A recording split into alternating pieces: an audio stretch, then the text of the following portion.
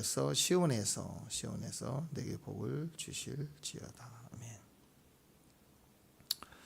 아멘. 120편 시편 120편부터 시작했습니다. 120편에서부터 134편까지 15개 시편이 성전에 올라가는 노래인데 마지막 세 개이죠. 마지막 세 개인데 교회 가면서 부르는 노래, 또 성전을 향하여 갈 때 부르는 노래, 이렇게 볼 수 있습니다. 그러니까 전체적으로 성전을 향한 노래는 그의 아름다움이죠. 하나님의 아름다움인데 성전의 아름다움은 뭘까?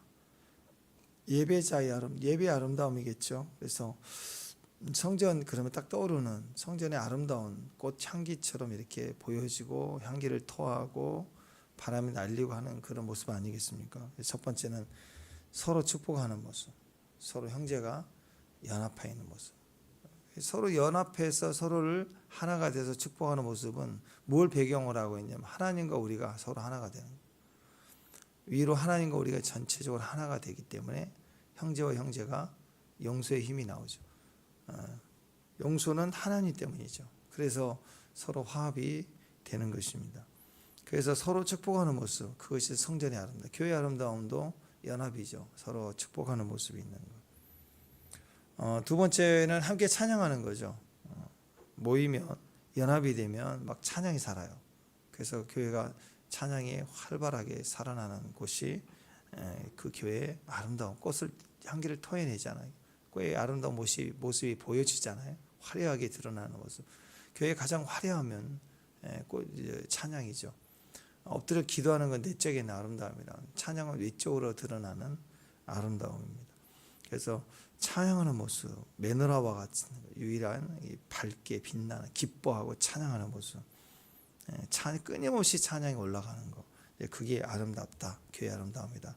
세 번째는 이제 그게 끊임없이 흘러가야 되니까 어떻게 해야 돼? 꽃이 자라나고 향기를 토해야 하잖아요. 꽃이 아름답고 향기를 토하면 건강하면 그것이 꽃이 이제 열매가 되면서 그 열매가 날아가죠. 또 꽃에서도 이렇게 꽃가루가 날아가잖아요. 바람에 의해서 성령을 타고 외부로 밖으로 흘러나가는 것, 뻗어나가는 것.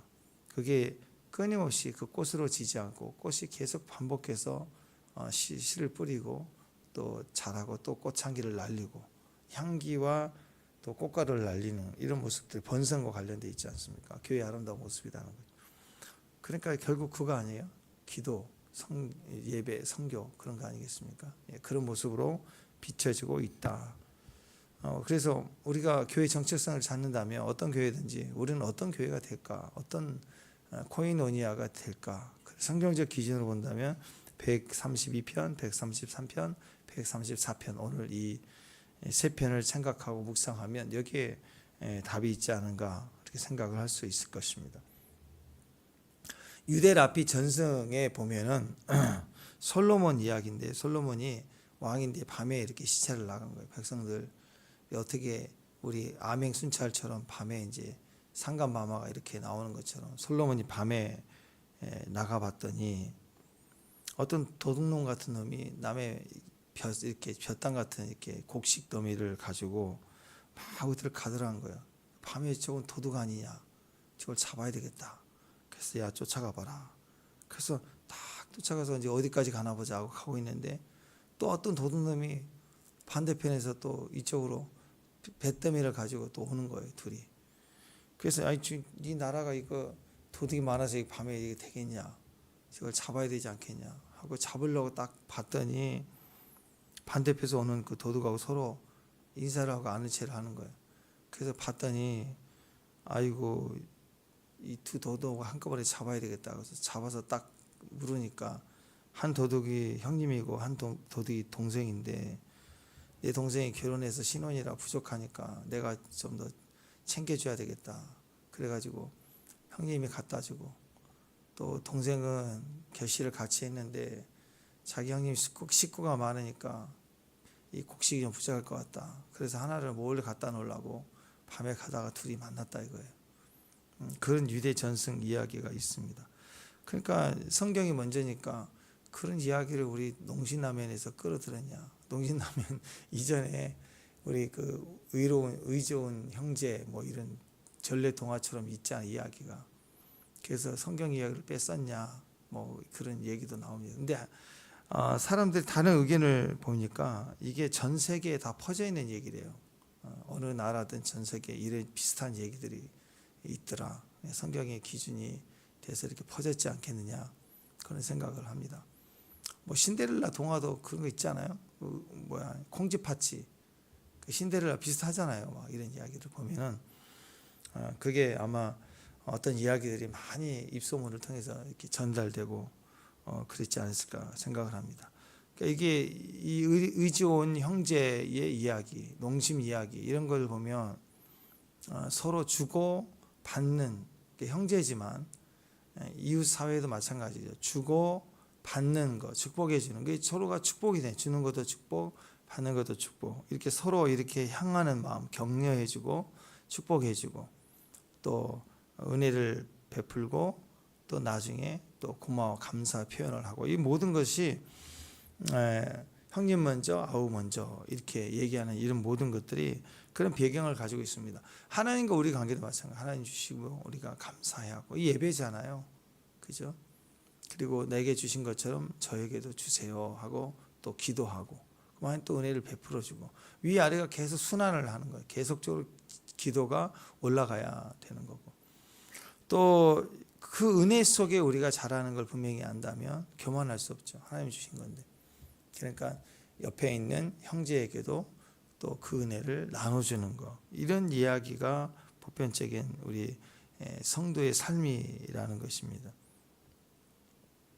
그래서 그 오늘 말씀에 보면은 5절에 보면은 여호와의 초소 야곱의 전능자의 성막을 발견하기까지 하리라 이런 얘기가 나오는데 초소에 관한 거죠. 성전터 여호와의 초소 야곱의 전능자의 장막 성막 성전입니다. 성전. 오늘 시가 성전을 향하여 올라갈 때 부르는 노래니까 성전터가 너무너무 중요한 것인데 그 성전터는 어떤 것이냐 그냥 사람이 모이는 곳 종교 행위하려고 모이는 곳 그런 의미가 아니라 가장 아름다운 마음이 있는 곳이다. 가장 아름다운 마음이 있는 곳이 성전터예요. 그래서 성전터에는 어떤 일이 벌어지냐 형제와 형제가 서로 연합하는 서로를 축복해 주는 것. 그게 성전입니다. 그 배경은 뭘까? 형제와 형제를 축복해 주는 배경에는 하나님이 우리에게 먼저 은혜가 되시는 거죠. 어느 정도 은혜냐? 자기 독생자 아들을 우리를 축복하기 위해서 잡으신 거, 유월절 양이 돼서 잡아서 우리에게 그냥 내어주신 거예요. 그러면서 시작하는 것이 은혜입니다. 그러니까 그 사랑을 진심으로 안다면 우리 형제 하나 용납하지 못할까? 영생을 받았는데. 그래서 그 은혜의 사랑이 우리 안에 있다라는 것입니다. 그게 어떤 것이냐? 처소예요. 그래서 하나님과의 우리와의 가장 좋은 아름다운 관계. 은혜를 베풀고 이런 내가 죽을 생명을 나를 살려주셨어요. 그 아들을 내주고 살려줄 수 있는 분이 어디가 있겠어요. 그래서 그 은혜를 받을 때 가장 우리가 겸손해질 수 있죠. 그랬을 때 그분과 은혜를 베푼 분과 하나가 될 수 있는 것. 그것이 성전터입니다. 그리고 그것에서 형제와 형제가 또 연합을 이룰 수가 있는 것. 그래서 형제란 단어를 사용하죠. 예수 그리스도 동일한 피로 은혜를 입은 자들. 나도 은혜를 입었고 너도 은혜를 입고 우리는 우리 자신을 나라고 할 수 없는 사람들끼리라면 얼마든지 하나가 될 수 있겠죠. 그게 핵심입니다. 그러니까 여호와의 초소는 그런 것이에요. 만남의 장소. 위아래 상하 좌우. 그러니까 서로 은혜로 만나지는 곳이다. 가장 좋은 연합의 모습이 거기 있다. 그래서 빌라델피아 마지막 요한계시록의 적그리스도를 깨는 이기는 자의 모습의 완정판. 그게 뭐예요? 빌라델피아 교회 형제 사랑. 거기에 엄청난 기름 부음이 있어요. 그러니까 형제의 사랑이 이루어지면 형제의 회복이 이루어지면 언노인팅 그 배경이 은혜이기 때문에 하늘에서부터 언노인팅이 부어져요. 연합하는 곳에 은혜가 부어진다. 그 은혜를 그 기름 부음 때문에 다 이게 영생이 베풀어지고 명령이 되는 것입니다. 그러니까 하나님과 관계에 있어서 우리가 기도하러 나왔다, 예배 나왔다. 이것은 예배의 축복, 기도의 축복이 있다고 했을 때 그걸 거래하는 게 딜하는 게 아니야. 내가 몇 번 예배합니다. 이번 주 나가겠습니다. 복 주세요. 뭐 그런 거. 새벽 제단 몇 번 쌉니다. 뭐 또는 뭐 기도를 얼마 쌉니다. 하나님 복 주세요. 뭐 이렇게 예배의 축복, 기도의 축복이 있지만 이걸 법칙화해 갖고 자꾸 이렇게 조정하면 그것은 거래가 되죠. 하나님과 우리 관계는 거래 관계가 아니에요. 사랑의 관계, 완전한 사랑. 그리고 먼저는 그분이에요. 그분이 우리를 사랑해 주셨다. 그 관계에서 우리가 축복을 받는 겁니다. 그러니까 다윗이 그 장소를 찾고 싶은 거예요. 신의 한 수처럼 이 땅에 하나님과 우리가 만나고 하나님과 우리가 만나는 그 장소에서 나와 너가 만나는 곳이 어디냐?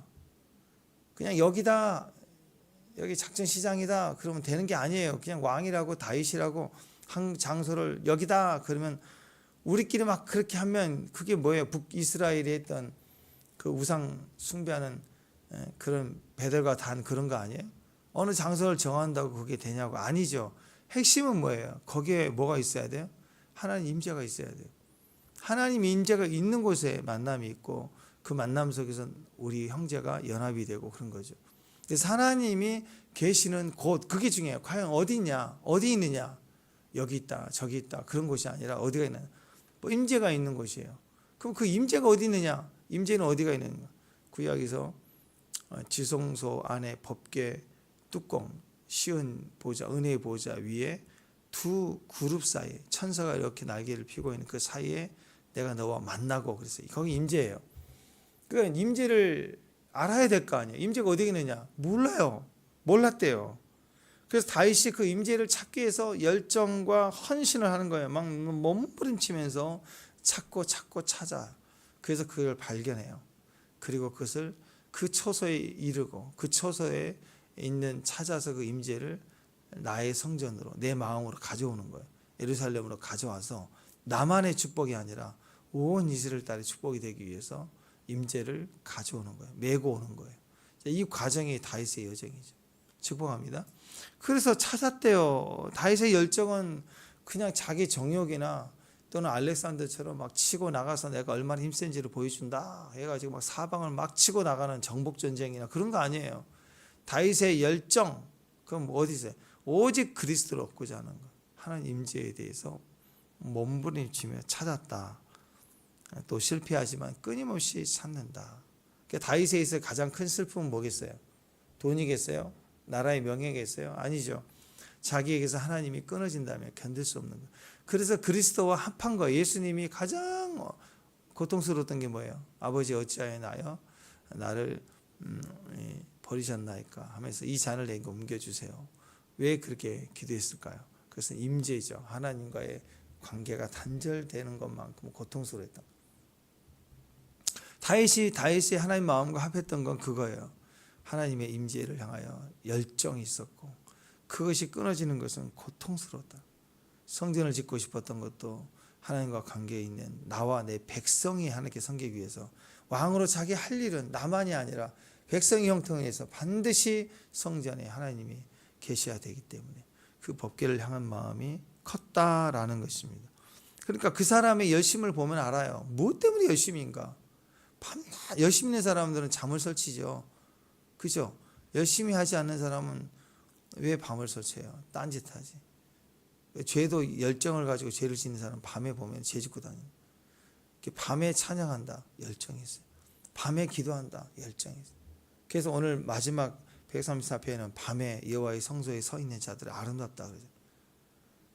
그냥 밤에 예배드립니다. 그러면 모이는 시간이 그 예배가 아니라 열정이 이끌려 나오는 거예요. 하나님이 이끌려서 밤에도 잘 수가 없는 거예요.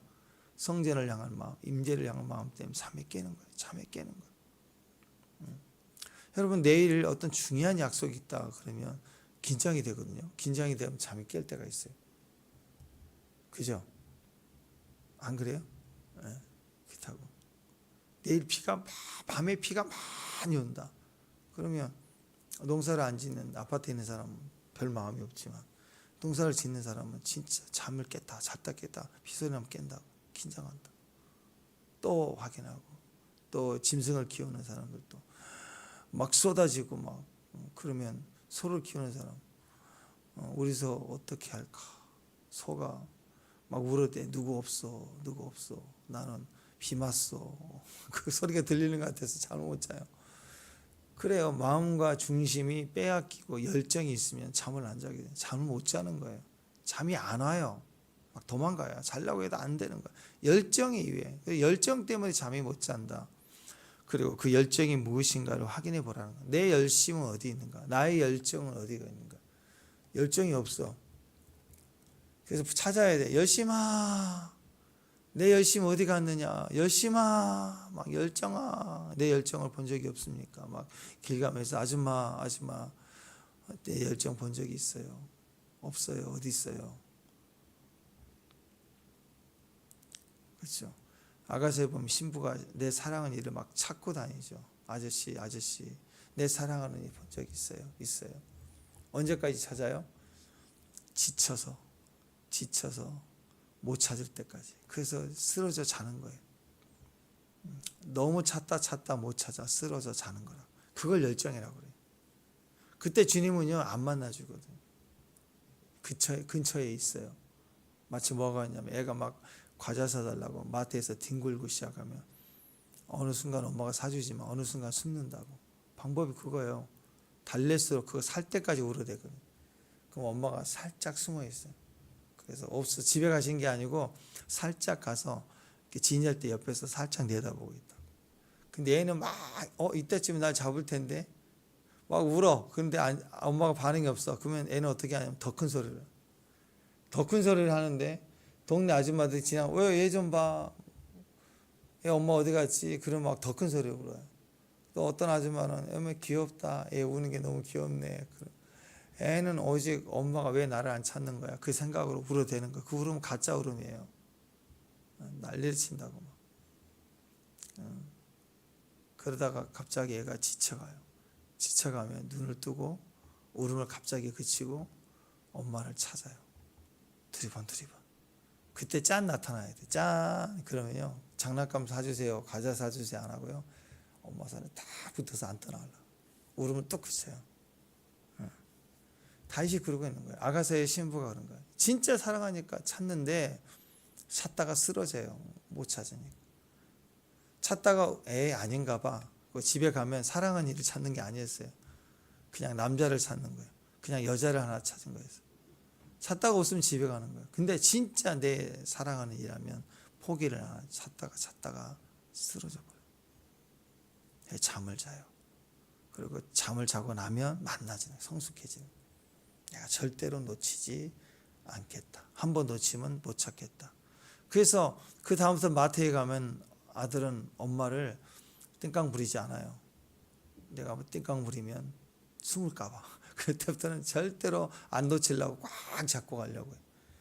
내가 놓치면 찾을 수 없더라. 그러니까 절대로 놓치지 않는 게 답이다. 그러면 항상 그 임재를 놓치지 않는 사람이 되겠죠.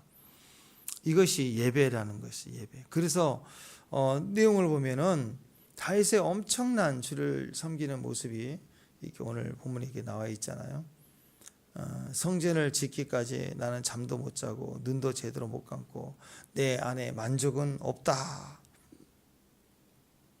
그것이 다윗의 마음이었습니다. 1절에서 5절까지 보면 다윗이 그런 마음이었다는 거예요. 다윗을 위하여 그 모든 겸손을 기억하라. 그 말은 다윗의 자손인 온 백성이 그렇다라는 거예요.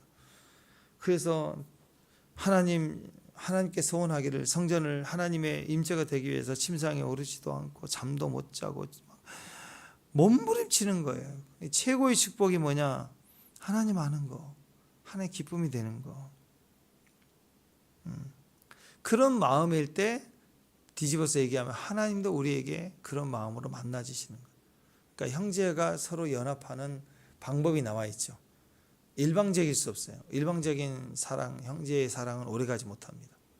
둘 다 전심으로 내가 너를 인정하고 좋은 친구로 여기고 또 사랑하고 축복하는 마음을 가져야 돼요. 양쪽 다 같아야 돼요. 일방적이면 절대로 연합이 안 돼요. 근데 인간은 죄인이고 연약함이기 때문에 자기 자신이 가진 상황이라는 건 지금은 100%지만 바뀔 수 있거든요. 또 다를 수 있어요. 그래서 어떻게 해야 되느냐? 내가 그리스도의 온전한 사랑 안에서 주님이 나를 온전히 사랑하신 것 같이 나도 하나님 온전히 사랑하게 되는 그 경험이 있어요. 그 경험이 있는 남자, 이렇게 형제 연합이 되는 거예요. 그 결혼을 한다고 그 경험이 있는 형제, 그 경험이 있는 그리스도의 철저한 은혜 속에 있는 자매, 그렇게 연합이 되는 거예요. 두 사람만을 향한 사랑으로 가는 건 이기적입니다. 자기밖에 모르는 사람. 그러니까 만났을 때 물어보는 거예요. 자기는 왜 나를 사랑했어? 자기는 왜 나를 언제 사랑하기 시작한 거야? 그러니까 물어보면 달라. 서로가 이기적인 사랑이니까 인간은. 근데 아들을 낳아보세요. 아들 언제부터 사랑했어요? 너 3살 때부터 사랑하기 시작했어. 그게 되나고요? 존재 자체가 사랑이잖아요. 하나님 우리를 그렇게 낳으셨어요. 근데 자식은 자라면서 어느 때 부모의 사랑을 깨달아요. 일찍 깨닫기도 하고 늦게 깨닫고.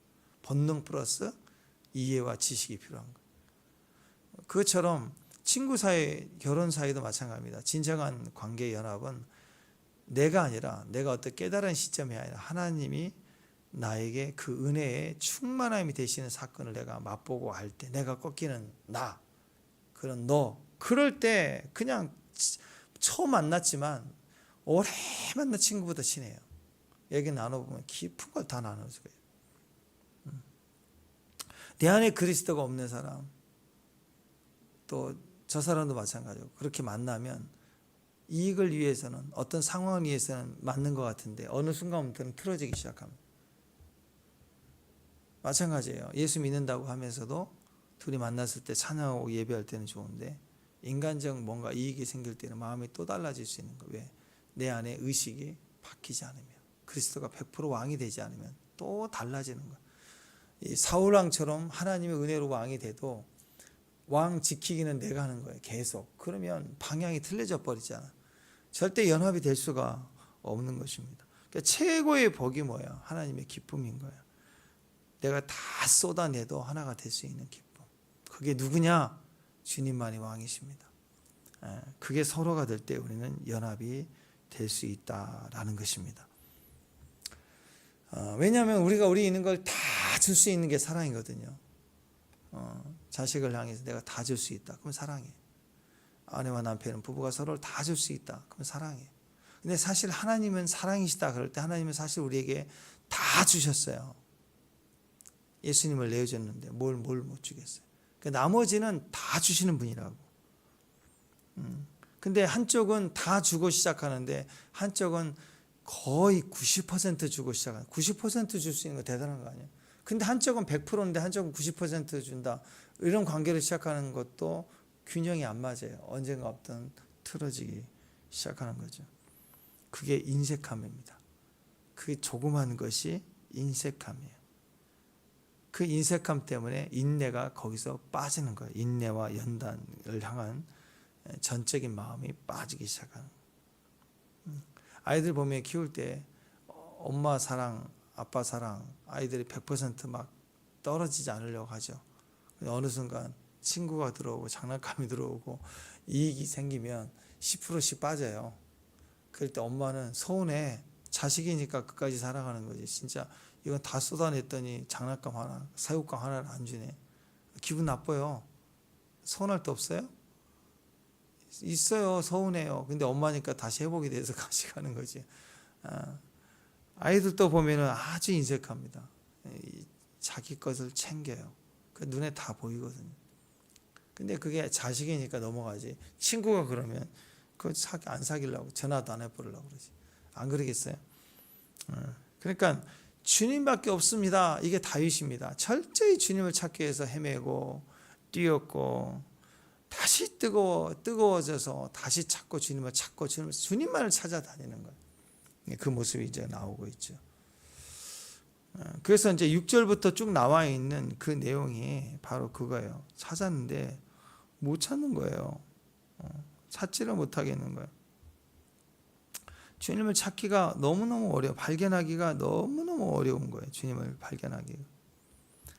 어디서 발견했느냐? 나무밭에서 발견했대요. 나무밭에서. 6절 한번 읽습니다. 6절 시작.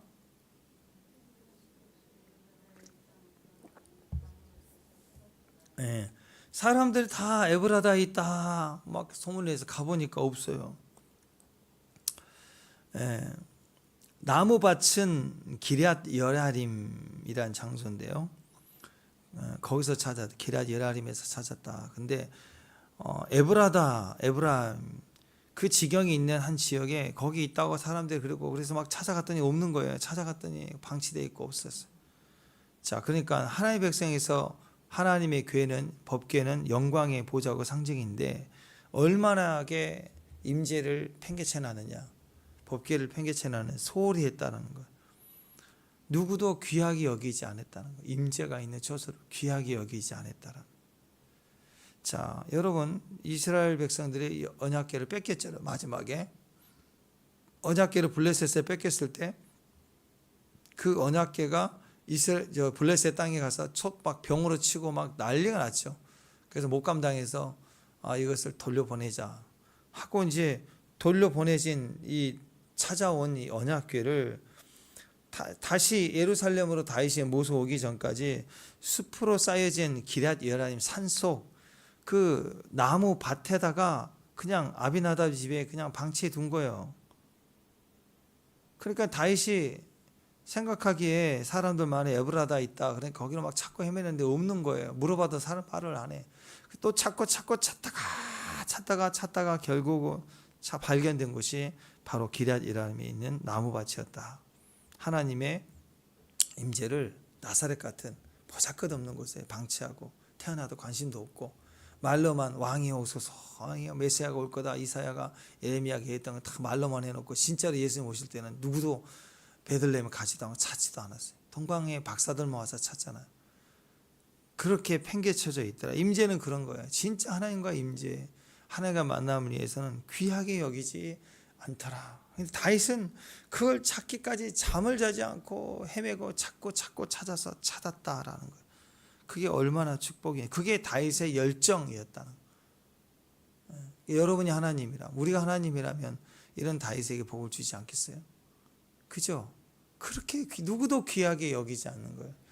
자기의 모든 왕권을 사용해서 사울왕은 그 왕권을 사용해서 다윗 잡아다니다고 난리를 쳤지만 다윗은 그 왕권을 가지고 뭘 했어요? 하나님의 임재를 찾기 위해서 난리나. 사울은 다윗을 잡아 죽이려고 난리고 죽이려고 찾아다니고 또 다윗은 그 왕권을 사용하여 사는 방법을 살라고 하나님을 찾으려고 쫓아다니고 여기서 비교가 되는 것입니다. 그게 열정입니다. 우리 안에 필요한 건 그 열정이에요. 그것이 회복이 되면 모든 게 다 회복이 되는 거죠. 거기에 하나님의 역사와 능력이 있다라는 거예요. 우리가 그 관계에서 축복이 된다는 것을 기억해야 됩니다. 그게 내 마음과 네 마음이 하나가 된다. 내 기쁨이 너의 기쁨이다. 그러니까 다윗이 주여 내 기쁨이 당신의 기쁨입니다. 하나님은 만나고 싶은 거잖아요. 만남이잖아요. 에덴 동산도 만남의 장소예요.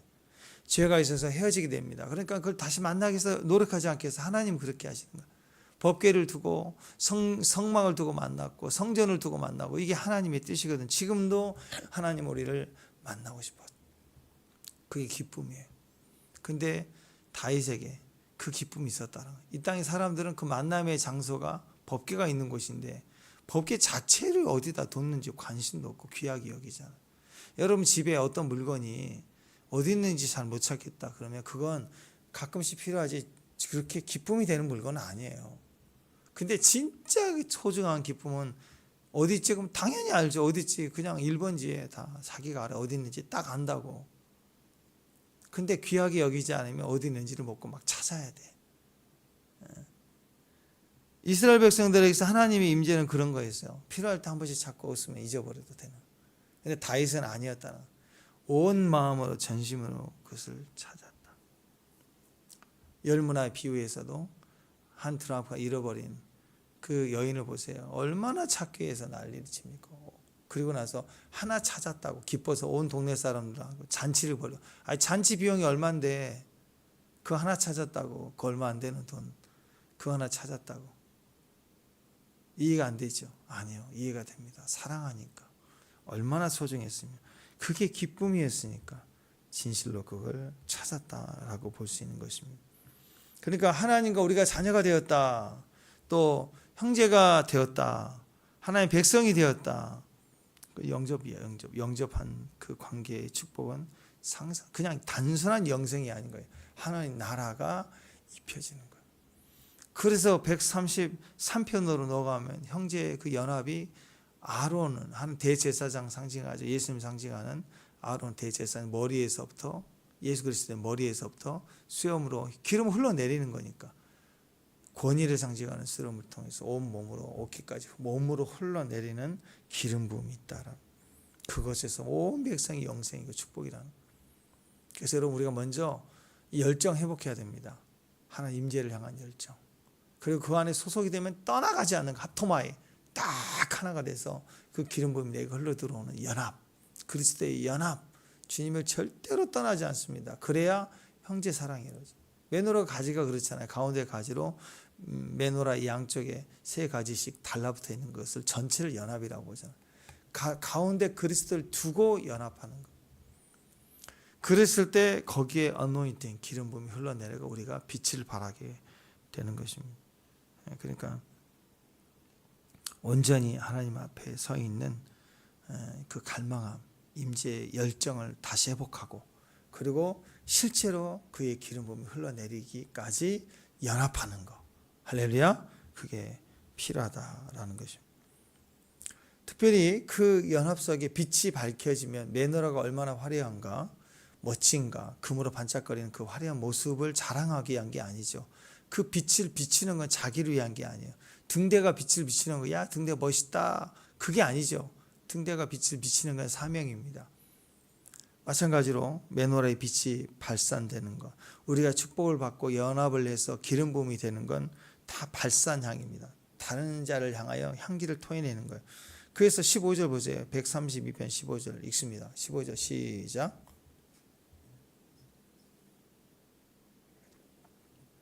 자, 소리를 내서 읽습니다. 시작. 내가 이 성에 떡으로 그 빈미를 만족하게 하리다. 식료품에 복을 준대요. 떡이 돼요. 떡을 가지고 빈민, 가난하고 힘든 사람들을 향하여 먹을 것이 넘치게 한다. 그런 의도가 있습니다. 그러니까 내가 받은 축복 거기서 멈추는 게 아니에요. 그걸 가지고 빈민을 만족하게 하는 거. 우리가 율법에 대한 이야기를 했죠. 십계명의 핵심, 율법 정신이 뭐예요? 가난한 자 없게 하라. 억울한 자 먹게 하는 게 아니라 가난한 자를 얻게 하는 게 있다고. 그러니까 여러분이 받은 복, 가난한 자에 흘러가요. 우리가 받은 기도의 축복, 나에서 끊어지는 게 아니라 자손에게 흘러내려갈 뿐만 아니라 저 주변까지 흘러가야 됩니다. 그래서 그 경주 최부자 때 계명처럼 부자 한 사람 때문에 있다. 그러면 진짜 부자는 그 주변이 그 한 사람 때문에 배고픈 자가 없어야 된다. 그게 사명이에요. 축복합니다. 그래서 억울한 자 없게 하라. 가난한 자 없게 하라. 내 손에서 가난함이 끝나고 억울함이 끝나고 그걸 통해서 흘러나가서 채워주고 먹여주고 보호해주고 위로해주고 적어도 내 눈에 내 육체의 눈으로 볼 수 있는 내가 다닐 수 있는 구역이 내 구역이야. 내 구역. 아니 옛날 김두한이 그 깡패 막 그때 시절 그 영화 보면은 자기가 전지전능 안 해도 자기 구역에 누가 들어오면 막 화를 내잖아요. 가서 막 보복하고 때리고 그러잖아요. 내 구역이야 막 이런 거. 아니 깡패도 그런 마음을 갖는데 여러분 거룩한 구역이 있어요. 하나님 줄로 지어진 내 구역이 있거든요. 그 구역 안에 억울한 자가 없고 가난한 자 없게 하는 거. 그게 사명입니다. 그래서 거기에 절대적으로 뭐가 필요한가? 임재가 필요해요. 거기다 법궤를 두는 것이 필요합니다. 신의 한 수가 필요합니다. 철저히 하나님 앞에 서 있는 예배자로 그 법궤를 메고 그 자리에 임재가 되는 사람. 이게 오늘 성전에 올라가는 마지막 15개 기도 중에 마지막 3가지. 하나님 임재를 향한 철저한 순복, 찾기 위한 열정, 그리고 그것을 반복해서 내 주변의 사명으로 먹이고 입히고 하는 데까지 가는 예배의 축복. 예배의 축복은 영적인 걸로 끝나지 않아요. 반드시 물질적인 축복까지 포함되어 있어요. 예배 이후에 살진 소를 먹여서 같이 나누는 화목제부터 시작해서 내 하는 모든 소산의 일들 복을 주시는 것까지 포함되어 있어요. 사람이 가인이 아벨을 죽이며 그 땅이 피가 흘러서 저주를 받거든요. 하나님을 거절하는 땅은 씨를 말려요, 정말. 근데 하나님을 영접하고 받아들이면 그 땅의 소산이 풍성해지고, 그건 법칙이에요. 그건 그렇게 되게 돼 있어요. 인간이 말리면, 희락이 말리면 땅도 다 가시덤불을 내기 시작해요. 잎사귀가 메말라 가지고 잎이 이렇게 몽글몽글 모아져 갖고 가시가 된다고. 근데 거기에 은혜가 기름짐이 나면, 땅에 적과 꿀이 흐르면 거기 키우는 소와 양도 살찌지만 거기에는 모든 식물들도 잎을 펼치기 시작해서 열매를 맺기 시작합니다. 그러니까 여러분, 그게 바로 사람이 할 일이에요. 사람이 하나님을 다시 회복하고 다시 하나가 될 때, 형제연합을 이룰 때, 하나님과 임재를 찾기에 갈망한 열정 위에, 그리고 그 만났을 때 모셔오고, 내 마음에 모시고 우리 구역에 모시고 그걸 찾아오고 메고 와야 돼요. 수레로 자연스럽게 택배로 붙이면 안 돼요. 내가 메고 와야 돼. 그랬을 때 형제연합이, 법궤를 두고 형제연합이 이루어지고, 그것이 전체의 사명과 축복으로 이어지게 된다. 가난한 자 없게 한다. 저는 여러분을 통해서 여러분 주변에 가난한 자가 없고 또 억울한 자가 없고, 그런 기도와 손길의 축복이 여러분 통해서 흘러나가고 열매가 되는 믿음의 청도 되시기를 주님의 이름으로 축원합니다. 기도하겠습니다. 하나님, 가난한 자가 없게 하라. 또 억울한 자가 없게 하라. 그 사명의 자리에 법궤를 두고 사랑을 시작하는 귀한 종들 되게 하옵소서.